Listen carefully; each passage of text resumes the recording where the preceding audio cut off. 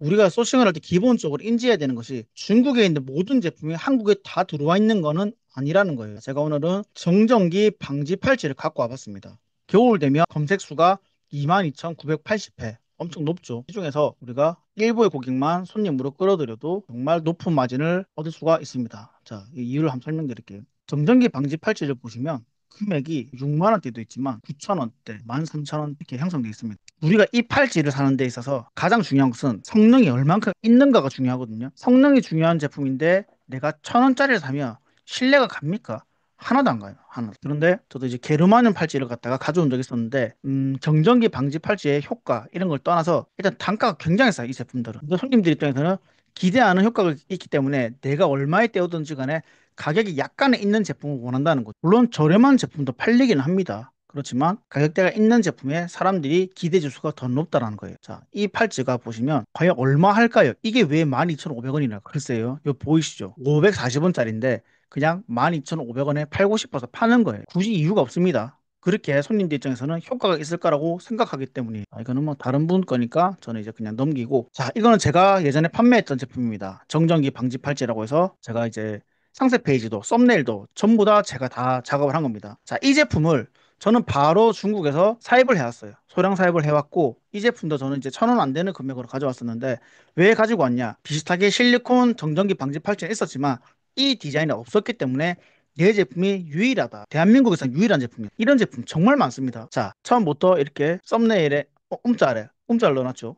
한번 살펴볼게요. 제가 잘했다라는 게 아니라 이 정도의 노력을 가지고 제품을 가지고 오셔야 된다는. 자, 이것도 그냥 다이소에서 돌멩이에서 와서 깔아가지고 그냥 찍은 겁니다. 이거 조명 없어가지고 형광등 뜯어가지고 형광등 콘센트 연결해서 조명을 만들어줬어. 이런 것도 이제 과학적으로 어떤 원리로 정전기에 빠져나가는지 검색해서 찾아가지고 다 했죠. 뭔가 시각적으로 딱 인지할 수 있는 걸 썼잖아요. 우리가 흔히 아는 그 깔끔하고 정리된 중국에서 그냥 주는 상세 페이지와는 좀 결이 다르죠. B급 감성, C급 감성이란 말이. 오히려 이런 정갈한 이런 상세 페이지는 가전이라든지 뭐 가구라든지 좀 고가의 제품들은 굉장히 정갈하고 이런 이미지가 상세 페이지 묻어 있어야 되는데 우리가 중국에서 사입해오는 제품들은 좀 B급 감성이 오히려 잘 먹히는 경우가 있어요. 이런 거는 정해진 건 없지만 각자의 스타일대로 하시면 됩니다. 그리고 밑밥을 깔아놨죠.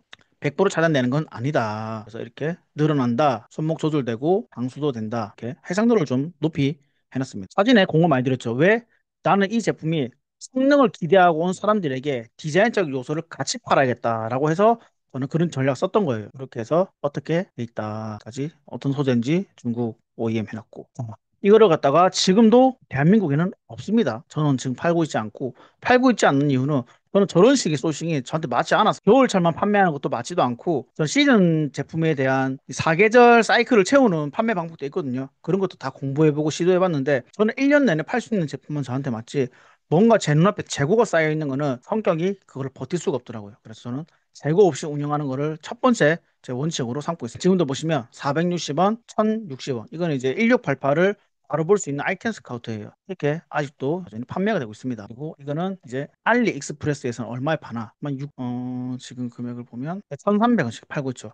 1688이 훨씬 싸긴 하지만 내가 프로토타입으로 가지고 올 때는 알리에서 좀 싼 가격에 몇 개를 갖고 오는 것도 나쁘지 않아요. 그렇게 해서 상세 페이지 만들고 판매해보고 예를 들어서 내가 수입해가지고 판매하는 데까지 총 비용이 10만, 20만 들었는데 근데 실패했다. 20만 원밖에 안 들었잖아요. 우리가 오프라인 가게를 열면서 인테리어하고 막 세팅하는 데는 수천만 원 들지만 우리는 이런 거는 시도하는데 얼마 들지 않습니다. 실패하는 리스크 비용 뭐 몇십만 원도 감당 못 한다며 그러면 온라인 사업에 접근 자체를 하지 마셔야 돼. 근데 우리가 이게 잘 됐을 때는 내가 수천만 원 들여서 오픈한 오프라인 매장보다 훨씬 더 많은 수익 가지고 올 수 있잖아요. 이런 개념으로 접근하셔야 되기 때문에 내가 최소한 몇십에서 몇백을 날리더라도 진짜 하나하나 한 땀 한 땀 4시간 들여가지고 만들어야 된다. 이런 개념을 가지고 접근하셔야 돼요. 간단하게 알려드렸는데 이런 제품들이 너무 많은데 우리가 왜 늘 소싱 어려움을 겪고 있냐. 자꾸 너미 파는 제품을 내가 갖고 오고 싶어서 그래요. 우리 늘 할 때 소싱 방법 있죠. 이거 검색해보고 예를 들어서 필통 연관 검색어도 살펴보고 뭐가 좋을까 이 키워드에 들어가서 이 판매자가 이걸 팔고 있는데 1등인데 내가 한 이쯤에 들어가면 팔 수 있지 않을까. 자꾸 다른 아이템과 내 거를 경쟁해서 어차피 한국 내에서 팔고 있는 다른 사람 제품 가져와서 들어가려고 한다는 거예요. 내가 이왕 사입을 할 거면 대한민국에 그냥 없는 걸 갖고 오셔야 돼요. 이렇게 누키딴 제품을 갖다가 판매를 하면 누가 내 걸 삽니까? 당연히 돈 많고 싸게 열리는 도매처들이 더 유리하죠. 1688이나 이런 알리익스프레스에서는 그래도 그 제품들이 한국에 없는 경우가 많은데, 특히나 도매매 이런 판매처들은 자기들이 대부분이 자기네들 다 팔고 있어요. 또 다른 제품 하나 보여드릴게요. 이 제품은 그래도 국내에서 유통은 되고 있었지만 요 위에 보이는 브랜드가 중국과 차이가 있더라고요. 이 사람이 택 가리를 해서 온 거예요. 이 제품을 도매로 유통하고 있길래 이 제품을 찾아서 이제 가지고 왔는데, 상세 페이지 또한 제가 만든 겁니다. 왜 자꾸 상세 페이지를 직접 만드냐? 넘들과 차별점을 주는 데 있어서 가장 중요한 것이 상세 페이지. 판매자 보장 제품. 그래서 불만족 시 환불해준다고 돼 있었죠. 진짜 저는 이제 써보니까 효과가 있더라고요. 냉장고 탈취 제품이었는데 배경지 그냥 2, 3천 원 주고 사가지고 이것도 그냥 뒤에 그림자가 없죠. 그냥 U자를 휘어놓은 겁니다. U자로 그냥 휘어놓고 앞에다가 또 그냥 조명, 아까 전에 말씀드린 것처럼 형광등 그냥 사가지고, 이거는 하단 부분은 이 업체의 상세 페이지입니다. 이거는 또 제가 해놓은 거고 섞었어요. 업체의 상세 페이지와 제가 촬영한 상세 페이지를 좀 섞어놨는데, 이렇게 신제품이라도 1일 보장을 해준다면 저한테 사겠죠. 아까 말씀드린 것처럼 무조건 다 되는 건 아닙니다. 다 되는 건 아니지만 이렇게 계속 테스트를 해보셔야 돼요. 저는 막 1000개씩, 100개씩 이렇게 대량 등록하는 것에 대해서 굉장히 부정적인 의견인데, 그런 제품들은 얻어 걸려라 식이잖아요. 누가 사업을 갖다가 복권 굴듯이 얻어 걸려라고 합니까? 정확한 전략을 가지고 내가 접근하고 이게 안 됐을 때는 원인을 분석하고 거기에 대해서 개선할 수 있어야 되는데, 막 대량 등록 제품 이런 거는 개선이 안 됩니다, 사실. 저는 그렇게 생각해요. 그래서 어떤 아이템이든 소싱을 할 때는 한 개라도 공을 들여서 해야 된다. 무작위식 등록은 그 시간이 굉장히 많이 들기 때문에 훨씬 더 손실이라는 거예요. 한두 개라도 갖고 와서 상세 페이지 만들어서 노출을 시키자. 그리고